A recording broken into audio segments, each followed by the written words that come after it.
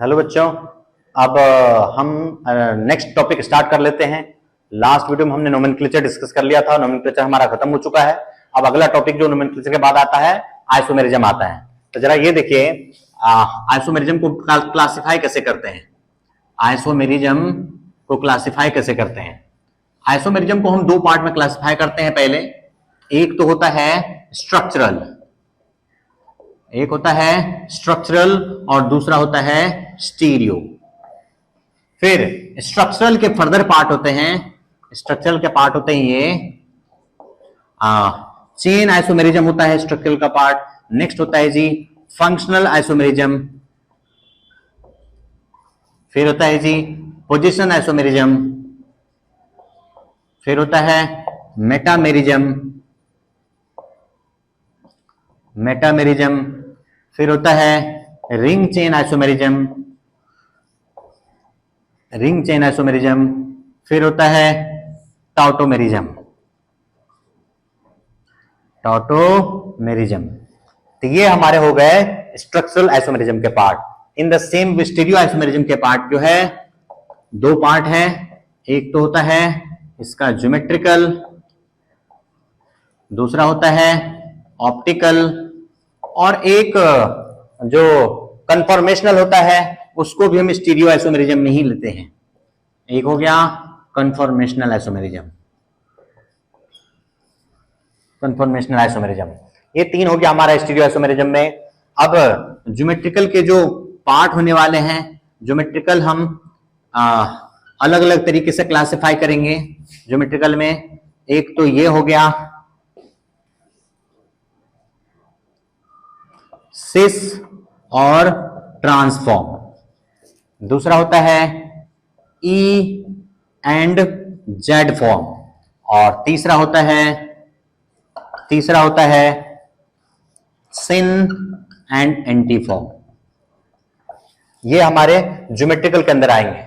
Optical के अंदर आएगा, ऑप्टिकल के अंदर आएगा डी एंड एल फॉर्म। फिर आएगा capital D and capital L. फिर आएगा are and S system.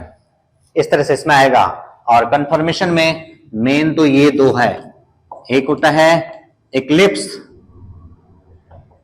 Eclipsed conformation, दूसरा होता है स्टेगर्ड।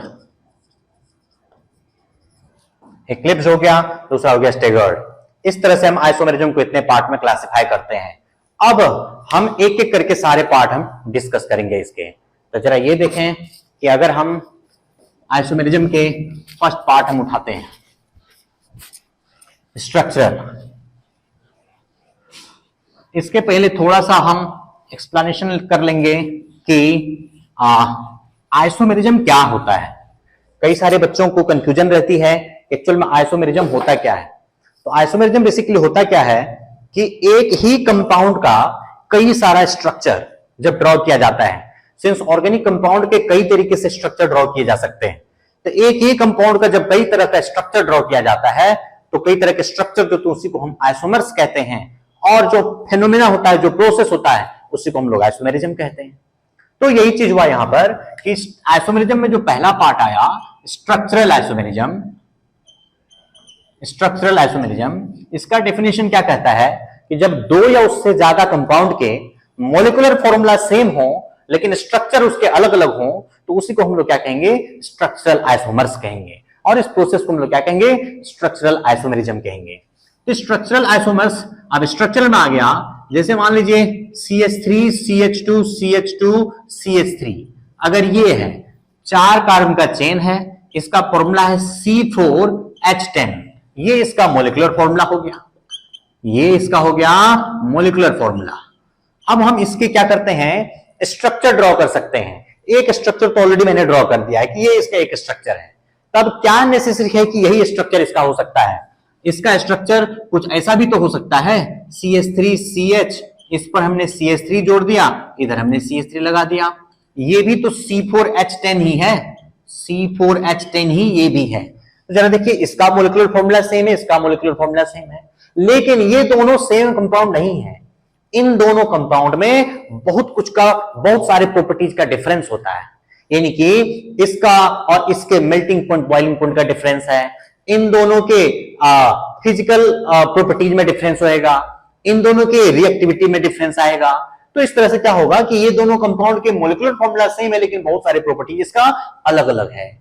तो ये चीज होता है, यही डिफरेंट स्ट्रक्चर की वजह से जो होता है डिफरेंट कंपाउंड का मिलना, यही हमारा आइसोमेरिज्म होता है। और वो सारे जितने डिफरेंट कंपाउंड मिलेंगे वो सारे आइसोमर्स कहलाएंगे। अब यही हुआ हमारा आइसोमेरिज्म हुआ। अब आइसोमेरिज्म में टाइप जो है हमारा, ये पहला स्ट्रक्चरल के अंदर में पहला टाइप जो हम ले लेते हैं चेन आइसोमेरिज्म। चेन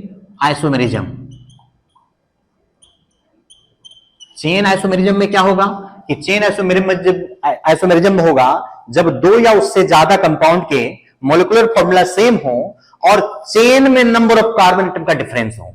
चेन में अगर मान लीजिए ये हम ले लेते हैं CH3, CH2, CH2, CH3, ये 4 कार्बन का चेन है, इसको हम ब्यूटेन बोलते हैं और ये 4 कार्बन का चेन हुआ। अब इसी में हमने क्या किया, एक कार्बन को उठा करके इसमें अगर हमने ब्रांच बना दिया तो ये एक बन जाता हमारा CH3, CH पर CH3 और इधर CH3। तो इसमें क्या हुआ, किसी भी तरीके से अगर आप करो तो इसमें चेन 3 ही कार्बन का बनेगा। यहां से अगर लेकर के स्ट्रेट चले जाते हैं तो 3 कार्बन का चेन बनेगा, अगर यहां से ऊपर तरफ चले जाते हैं तो भी 3 ही 4 कार्बन का चेन बनेगा, अगर यहां से इधर को चले जाते हैं तो भी 3 ही कार्बन का चेन बनेगा। कुल मिलाकर के 3 कार्बन का ही चेन रहा। इसमें 4 का है, इसमें 3 का है, इसलिए इन दोनों में एक नंबर ऑफ कार्बन एटम का डिफरेंस है कार्बन चेन में, इसलिए हम इसको और इसको दोनों को हम क्या कहेंगे, एक दूसरे का हम चेन आइसोमर कहेंगे। इसका नाम क्या हो जाएगा, इसका नाम हो जाएगा 1 2 3। 2 पे हो गया मिथाइल और पूरा नाम हो गया प्रोपेन, 2 मिथाइल प्रोपेन। या इसका और एक दूसरा नाम भी हम कह सकते हैं, कॉमन नेम जो है यह है आइसोब्यूटेन। तो यानी कि normal butane and isobutane are isomer of each other. कौन सा आइसोमर ऑफ ईच अदर, ये दोनों चेन आइसोमर एक दूसरे का है। अब मान लीजिए हमने ये ले लिया, अगर हम ले लेते हैं 5 कार्बन के चेन ले लेते हैं, अगर ये हो गया, ये 5 मेंबर्स का अगर चेन हो गया तो ये हमारा है नॉर्मल पेंटेन, इसको हम कहेंगे नॉर्मल पेंटेन। और हम इसमें भी क्या करेंगे, अगर इसके चेन आइसोमर बनाने हैं तो आपको क्या करना है, इसमें से एक कार्बन को उठा करके और बीच वाले किसी कार्बन पे डाल देना है, एंड वाले पे नहीं। अगर कोई बच्चा क्या करता है, यहां से कार्बन को उठा करके इसके ऊपर यहां पर रख देता है, जिससे कि वो चेन आइसोमर नहीं होता। ये उठ करके अगर यहां आ गया फिर भी तो वो चेन में ही रह गया, एंड पे ही रह गया वो। आपको क्या करना है, ये कार्बन को अगर आपने उठाया तो इसको हटा दीजिए, बाकी बच गया 1 2 3 4 का ये चेन है, जिनमें कि ये और ये एक्सट्रीम कार्बन हो गया और वो एक्स्ट्रा कार्बन को आपको बीच वाले दोनों में किसी कार्बन पर रखना है, तब ये दोनों एक दूसरे का चेन आइसोमर कहलाएगा। तो ये क्या हो जाएगा, CH3, CH पे हमने वो कार्बन रख दिया CH3, फिर CH2, CH3, ये दोनों एक दूसरे का चेन आइसोमर हो गया। इसका नाम हो गया 2 मिथाइल ब्यूटेन, या इसको हम कहेंगे आइसोपेंटेन। 2 नाम हो गया इसका, यानी कि normal pentane and isopentane are chain isomer of each other. अब इसका क्या कर सकते हैं कि इसका फर्दर एक चेन आइसोमर और बन सकता है। कैसे बन सकता है, तो जरा ये देखिए, अभी ये 4 मेंबर का चेन है, अब हम क्या करेंगे, इसमें एक और कार्बन को उठा लेंगे और उसको हम दोबारा जो है एक और ब्रांच बना देंगे। अगर एक और कार्बन को उठा लिया अगर हमने, तो अब कितने कार्बन बच गए चेन में, 3 बच गए। हम 3 को चेन में डालते हैं, CH3 CH, CH3 CH नहीं, इसको C ही रहने देते हैं क्योंकि एक CH3 नीचे की तरफ जुड़ा हुआ है, ये CH3 हमने नीचे रख दिया और दूसरा C हमने ऊपर रख दिया, ये हो गया हमने ऊपर CH3 रख दिया। अब जरा देखिए, इसमें जो है चेन जो बनेगा ये 3 मेंबर का चेन बनेगा, या ऊपर से नीचे ले ले तो भी 3 मेंबर का ही चेन रहेगा, अगर यहां से यहां को ले ले तो भी 3 ही मेंबर का चेन रहेगा, मतलब किसी भी तरफ जाओ तो वो 3 ही मेंबर का चेन रहेगा। कुल मिलाकर के ये इसमें जो है नंबर ऑफ कार्बन डिफरेंट हुआ चेन में, यानी कि इसका आइसोमर ये भी है, इसका आइसोमर ये भी है, इसका मोलिकुलर फॉर्मूला है C5H12 और इसका मोलिकुलर फॉर्मूला है C5H12 और इसका भी मोलिकुलर फॉर्मूला है C5H12। कुल मिलाकर के C5H12 का 3 चेन आइसोमर बन जाता है। इसका चेन आइसोमर बन गया। इस कंपाउंड का नाम क्या हो जाएगा? 1 2 3 2 डाइमिथाइल प्रोपेन। ये हो गया, तो वो भी चेन आइसोमर हो गया। कुल मिलाकर के चेन आइसोमर वो हुआ जिसमें नंबर ऑफ कार्बन एटम का डिफरेंस हो कार्बन चेन में, उसको हम चेन आइसोमर कहेंगे। इस तरह से हमारा चेन आइसोमरिज्म खत्म हो गया। अब मैं कुछ कंपाउंड दे देता हूं जिसको आप लोग प्रैक्टिस कर सकते हैं कि उसके कितने चेन आइसोमर बनेंगे। ओनली चेन आइसोमर, एक एक करके करने पर जो है आप ज्यादा क्वेश्चन कर सकते हैं। जरा ये देखिए, अगर आप इस कंपाउंड के चेन आइसोमर बनाइए, हेक्सेन के चेन आइसोमर आप बनाइए।